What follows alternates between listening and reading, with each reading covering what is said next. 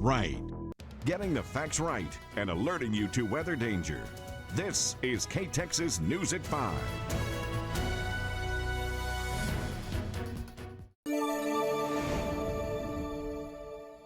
I'm Atra El-Nashar in Washington. European allies of the United States are still processing the fallout of President Trump and Ukrainian President Zelensky's disastrous Oval Office meeting.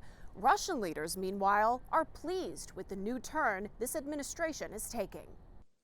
We are doubling down in our support. UK Prime Minister Keir Starmer quickly emerging as the principal leader of discussions with Ukraine to navigate an end to Russia's war. We will go further to develop a coalition of the willing to defend a deal in Ukraine and to guarantee the peace. A coalition of the willing needed more than ever after President Trump kicked Ukrainian President Volodymyr Zelensky out of the White House following their now infamous Oval Office clash. You don't have the cards right now. With us, you start having cards.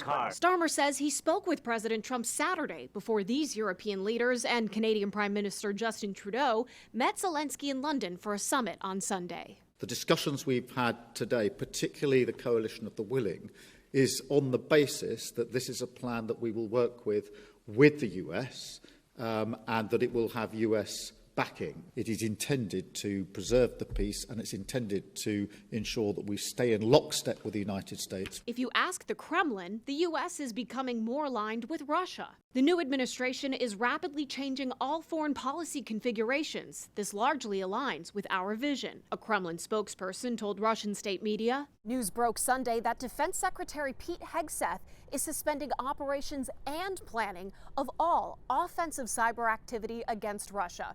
And President Trump is showing no sign of wanting to make amends with Zelensky. In fact, things managed to get worse when, on Monday, the Associated Press published a quote of Zelensky saying, "A deal to end the war is still very, very far away." Trump reacting, "This is the worst statement that could have been made by Zelensky, and America will not put up with it for much longer."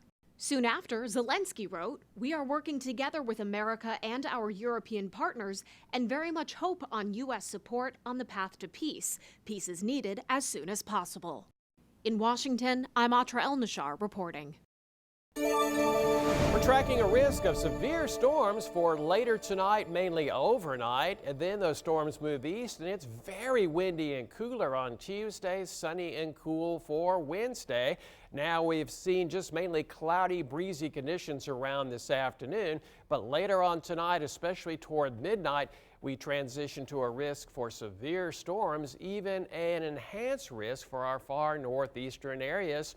We are looking at a risk of those storms popping up about 10, 11 o'clock tonight in our area. And then here we are at 2 a.m. Tough storms right around Abilene, but those race off to the east before sunrise. Then we transition to very strong west winds for Tuesday. Temperatures, well, they're going to be mild for this time of the year this evening, but look at that. We drop down to around 50 to start your Tuesday morning. And again, we're looking at high wind warnings in effect for Tuesday with strong west winds that might gust up to around 50. More coming up. The U.S. Health and Human Services Secretary is backing vaccinations against measles. In an opinion report published by Fox News, Robert F. Kennedy Jr. said he was deeply concerned over the deadly measles outbreak in Texas. Kennedy wrote, in part, that vaccinations not only protect individual kids from measles, but also help with herd immunity. He notes vaccinations are a personal choice, while urging parents to consult with healthcare professionals. One child has died, and there are 146 confirmed cases in Texas. Hendrick Regional Blood Center is experiencing a critical shortage of O-negative type blood. You can donate at Hendrick Regional Blood Center at 1701 Pine Street. That's Monday through Thursday from 9 a.m. to 5 p.m., Friday from 8 a.m. to 4 p.m., and Saturday from 8 a.m. until noon. Walk-ins are welcome. You can find more information, including their mobile blood drives, on our website. That's ktxs.com.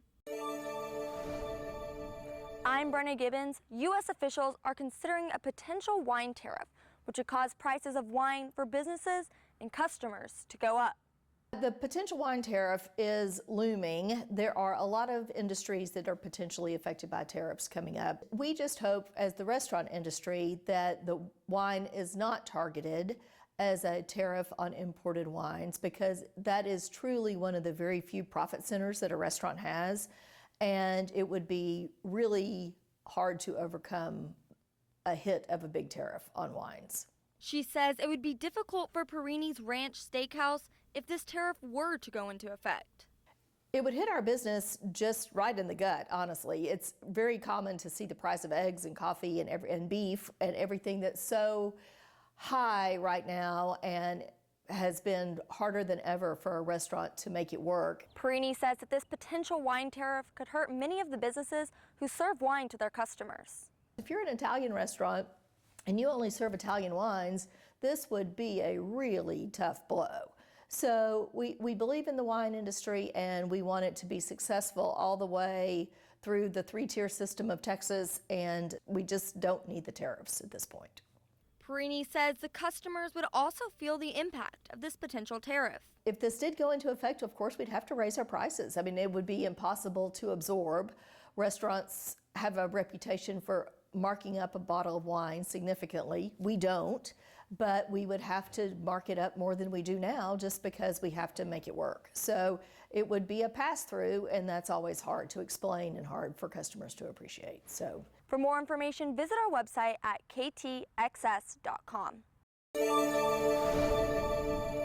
I'm Christine Frizzau in Washington, where President Donald Trump says time has run out. He is doubling down on his promise to impose steep tariffs on exports from Canada, Mexico, and China starting at midnight, and says there is no room left for negotiations. No room left for Mexico or for Canada. No, the tariffs, they're all set.